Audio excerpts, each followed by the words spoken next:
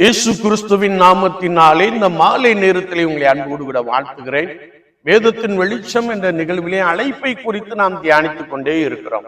இன்றைக்கும் 2 நாளாகமத்தின் புஸ்தகம் 6ஆம் அதிகாரம் 4ஆம் வசனத்தை நாம் வாசிக்கின்ற போது, வாக்கினால் சொன்னதை கரத்தினால் நிறைவேற்றுகிற கர்த்தருக்கு ஸ்தோத்திரம் செலுத்த அழைப்பு என்ற ஒரு வார்த்தையை நாம் வாசிக்க முடியும். தேவனாகிய கர்த்தர் தாவீதுக்கு பின்பதாக தாவீதுக்கு வாக்கினால் சொன்னார். ஆனால் உன் குமாரன் எனக்கு ஒரு ஆலயம் கட்டுவான் என்று மாத்திரமே சொன்னார். உன்னால் கட்ட முடியாது, நீ கட்டக்கூடாது. ஏனென்றால் உன்னுடைய கைகள் ரத்தம் கரைகள் படிந்த கைகளாக காணப்படுகிறது. எனவே சாலமோன் ஒரு ஆலயத்தை எனக்கு கட்டுவான் என்று சொன்ன அந்த வார்த்தையின்படி ஆண்டவர் வாக்கினால் சொன்னதை கரத்தினால் நிறைவேற்றுகிற கர்த்தர் என்று சொல்லுகிற ஒரு வசனத்தை நாம் வாசிக்க முடியும். அநேக விஷயம் நாம் எண்ணிக்கொள்ளுகிற காரியம் என்னவென்றால், என்னால் இது ஆயிற்று, என்னால் மாத்திரமே இது நடந்தது, அல்லது இந்த ஆலயத்தை என்னால் மாத்திரமே கட்ட முடிந்தது என்று சொல்லிக் கொள்ளுகிற, அல்லது என்னுடைய பரம்பரை கட்டினது என்று சொல்லிக் கொள்ளுகிற அநேகரை நாம் பார்க்க முடியும். அநேக கிராமங்களுக்கு சென்றிருக்கின்ற பொழுது, எங்க தாத்தா காலத்துல அவர் கட்டின ஆலயம் என்று சொல்லுகிற அநேகரை நான் பார்க்க முடியும். ஆனால் வேதம் என்ன சொல்லுகிறது என்றால், ஆண்டவர் எதை நிர்ணயம் பண்ணி இருக்கிறாரோ அதை அவரே செய்கிறார். ஒருவேளை இந்த ஆலயத்தை கட்டுவதற்கான சத்துவத்தை, பலத்தை ஆண்டவர் கொடுத்திருக்கிறார். அது மாத்திரமல்ல, அதற்கு தேவையான பொருட்களை ஆண்டவர் கொடுத்திருக்கிறார்.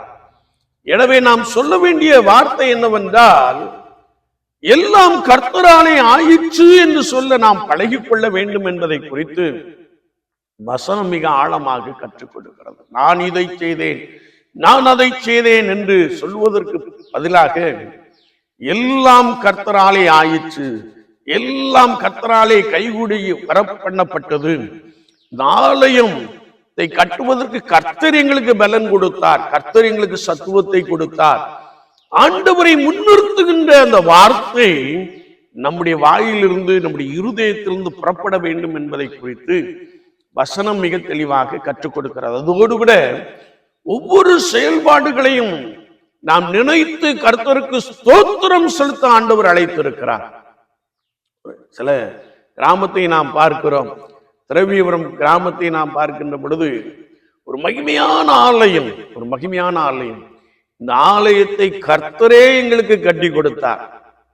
ஒருவேளை பேராலய மக்களை கொண்டு ஆண்டவர் பெரிய காரியங்களை செய்திருக்கிறார் என்றாலும், ஆண்டவரே இதை செய்தார். கர்த்தராகிய இயேசு கிறிஸ்துவே இதை கட்டும்படியான கிருபையை கொடுத்தார். அவருக்கே ஸ்தோத்திரம், அவருக்கே துதி கனம் மகிமை என்று சொல்லி கர்த்தருடைய நாமத்தை குறித்து சொல்லுகின்ற ஒரு பெரிய அனுபவம் நமக்கு வேண்டும் என்பதை குறித்து வசனம் மிக தெளிவாக கற்றுக் கொடுக்கிறது. அதற்கென்றே நாம் அழைக்கப்பட்டு இருக்கிறோம்.